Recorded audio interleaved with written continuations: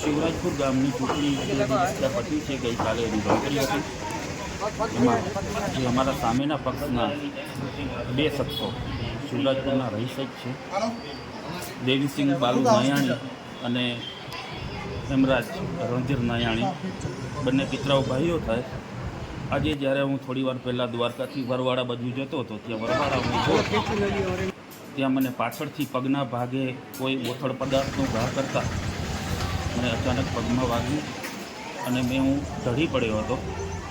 ત્યાર પછી તેઓએ લાતું ઢીકા પાટું મારી અને મને એકદમ લોહીનું વહન કરેલ.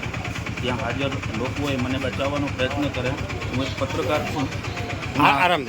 દ્વારકા પોલીસને કહેવા માગું છું કે પત્રકાર સુરક્ષિત નથી તો આ સુરક્ષાની શું ગેરંટી? હર્ષભાઈ સંઘવીને હું કહેવા માગું છું કે શિવરાજની વાત બધાએ બનાવો.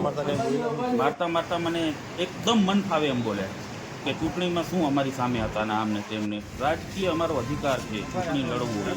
અમે કોઈ કાયદાની વિરુદ્ધમાં આવીને ચૂંટણીમાં અમે કોઈ પ્રચાર નથી કર્યો, છતાંય જો મારી સાથે મારો એક પગ ભાંગી નાખ્યો છે. આજે એક પત્રકાર સુરક્ષિત નથી તો સામાન્ય લોકો શું કરશે? ચૂંટણી હારી ગયા એના વાંધો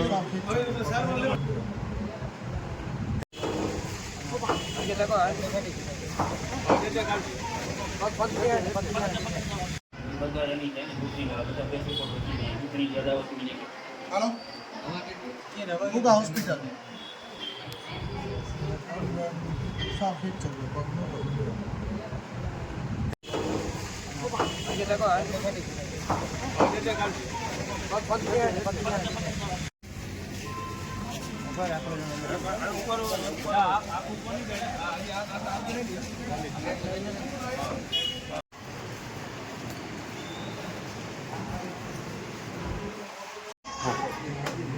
શિવરાજ બધાએ બનાવવું.